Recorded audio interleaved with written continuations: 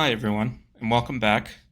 Today we're going to go over Shopify orders, how to navigate the tab, how to fulfill your orders, how to take a look at the order history, and how to control orders on your site as a whole. So when you log into your Shopify admin, if you have any new orders that need to be fulfilled or any new order information, usually you'll see it over here at the top in the Home tab. Normally you should also receive a notification sent to your email saying that a new order has come in. If you did not receive that notification, then you may need to review your notification settings and make sure those are set up properly. So you can access your orders by going over here to the left and clicking on the Orders tab.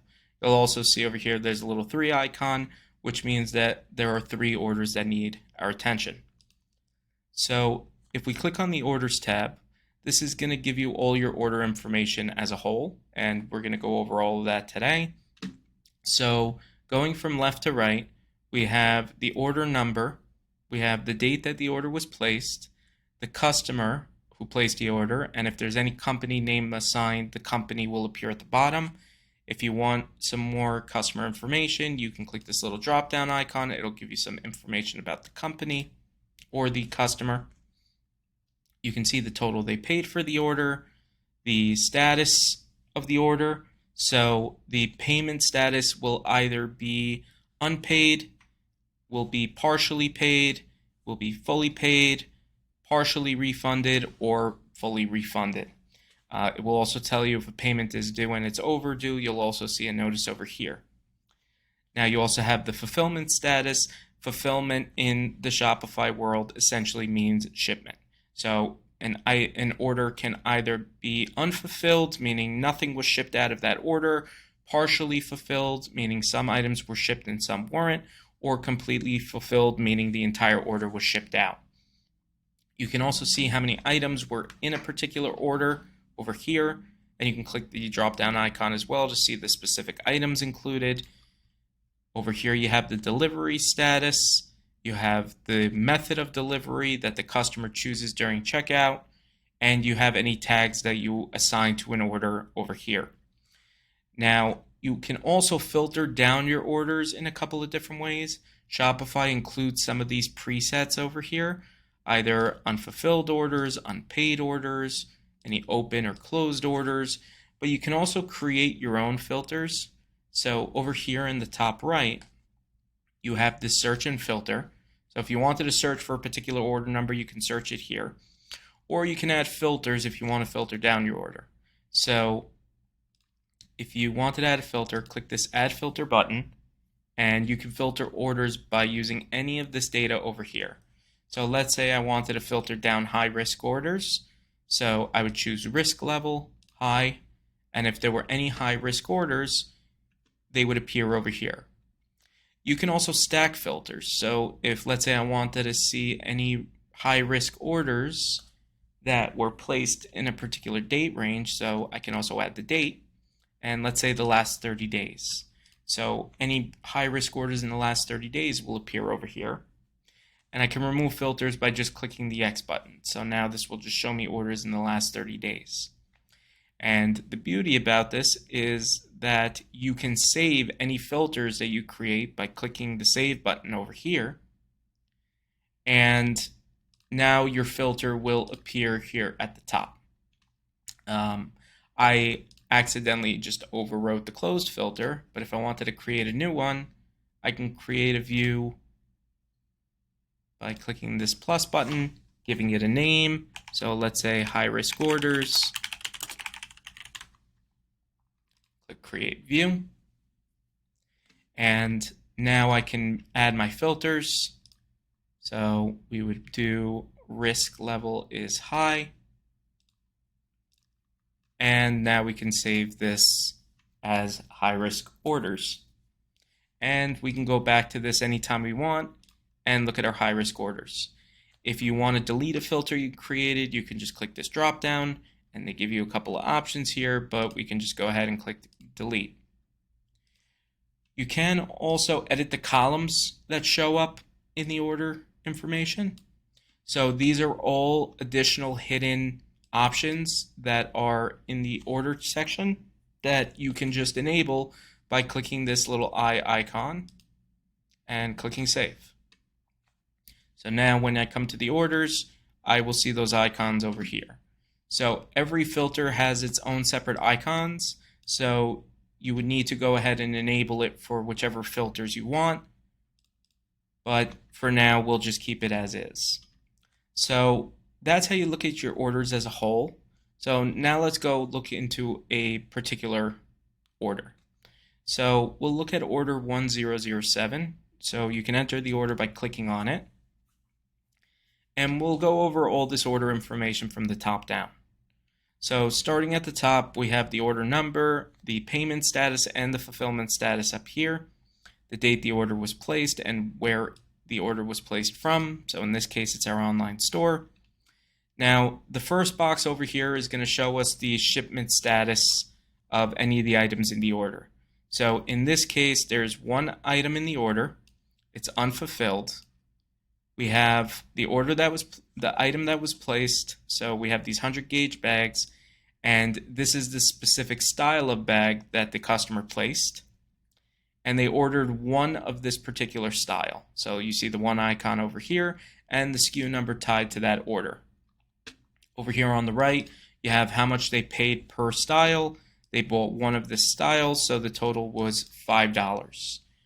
Now, these buttons down here are going to be used to ship out the order, but we're going to come back to them in a bit. So down here, you have the payment status of the order. So right now, the payment is pending. Normally, for most store orders, this should show as paid. So the orders are usually coming in once the order is paid, but this will show you the status over here, and you have a breakdown of the payment. So you have the subtotal of the order is $5. This customer paid 33 cents for taxes. They opted for free shipping, so they didn't have to pay anything for shipping. And this is the total paid. So in this case, the customer didn't pay yet. And if your store is arranged in a way that you collect payments after someone purchases something, you can send the customer an invoice by choosing this button over here. And the customer will get an email to their email on file with a link to pay. Or if you want to manually mark the order as paid, you can click this button over here and either enter a credit card yourself to charge the customer yourself, or you can just mark it as paid and charge the customer off-site. Now, down here, you have the timeline of the order. So certain things are added to this timeline automatically by Shopify and other third-party apps as things happen with the order. So you can see the timeline of this order. When the order was placed, this was automatically added. A confirmation number was added to the order, and any payment terms were added to the order. So this gives you some general overall history of the order. And certain things are added automatically as mentioned, but you can also add your own comments to the order for you and your staff. And these are all internal comments that only people with admin access can see. So you can add your own comments over here. You can add attachments. You can add any references or mention any staff, and those will all appear over here with their dates and times.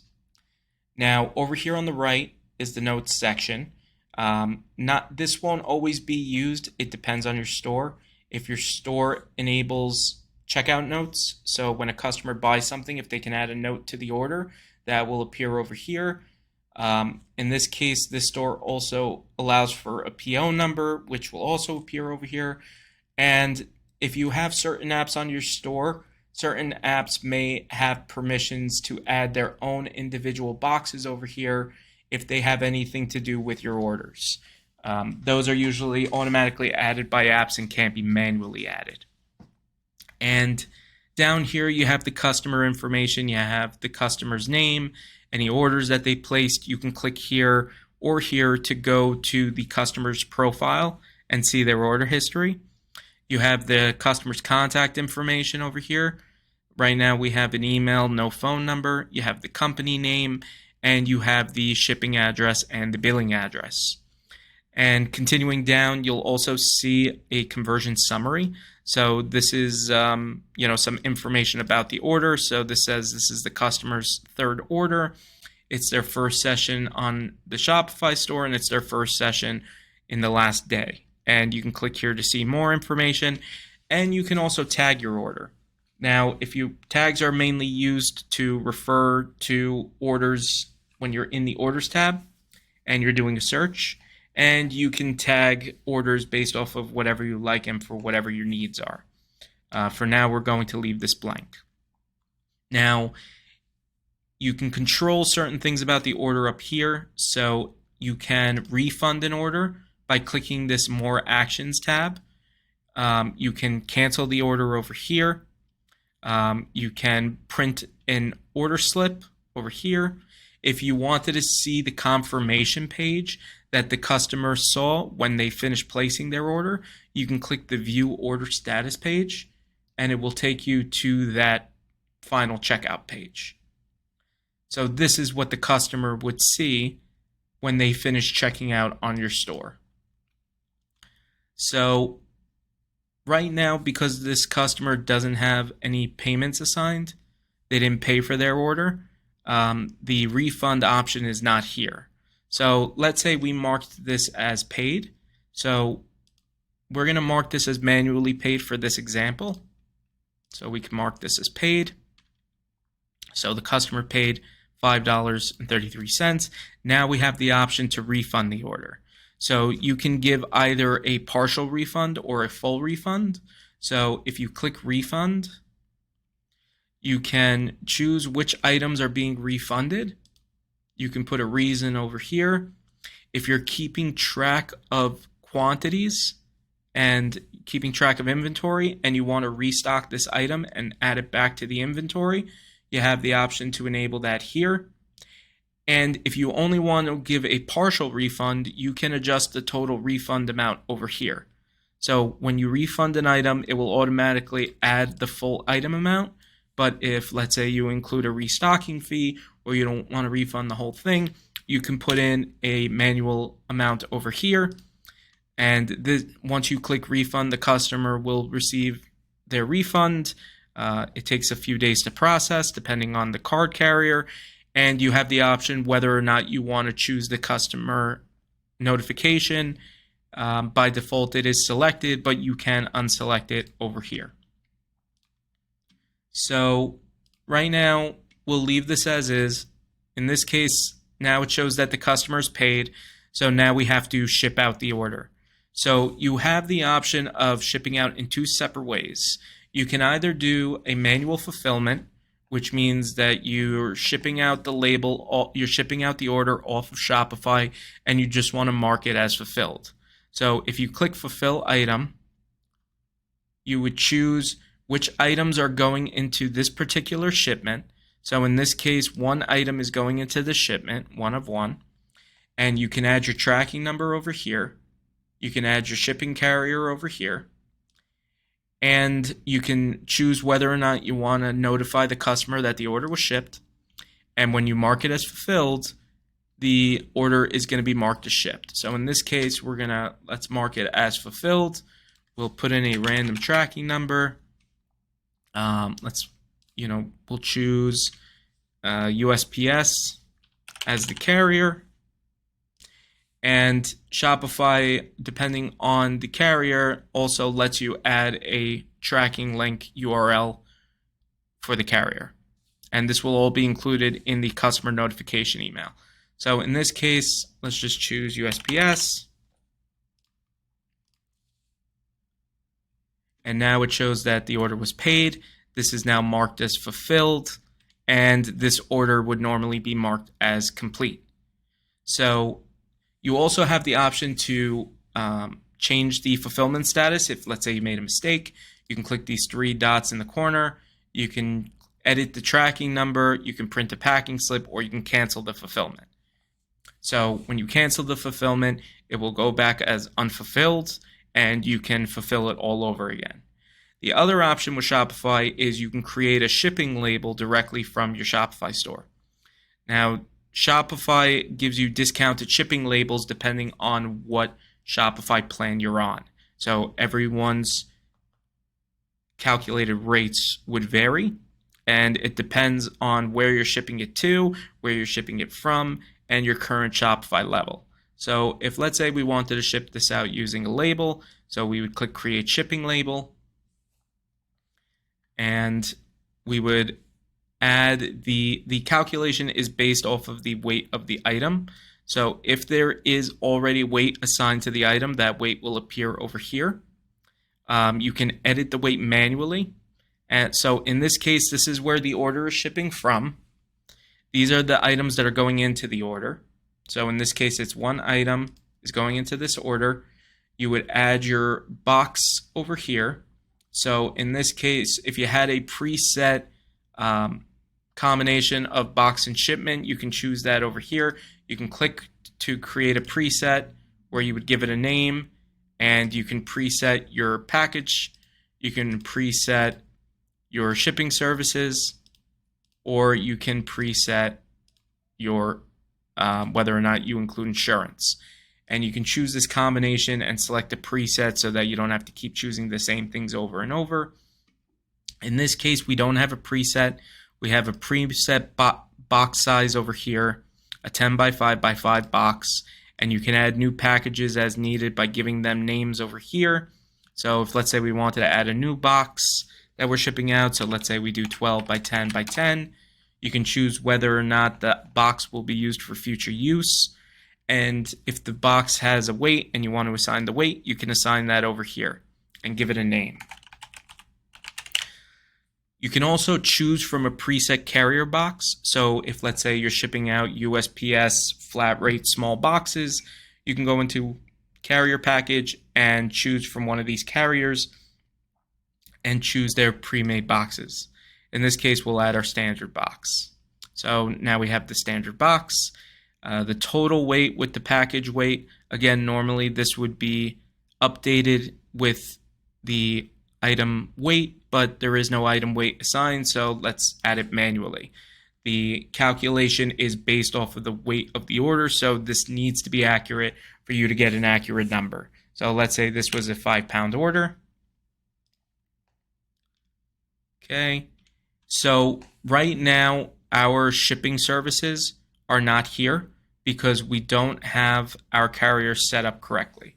We're going to be taking care of that in a later video, but over here it would show you whether what the shipping options are for what you have configured for your store.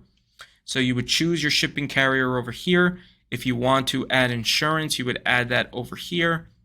And over here, it would show you the subtotal of the order. You can choose your shipping date and choose whether or not the customer gets the shipping information and choose buy your shipping label. Once you choose to buy your shipping label, it will take you to a page where you can print out your label. And up here, you can also print out your packing slip. An important note is that your label won't be charged to your card until the label is actually shipped.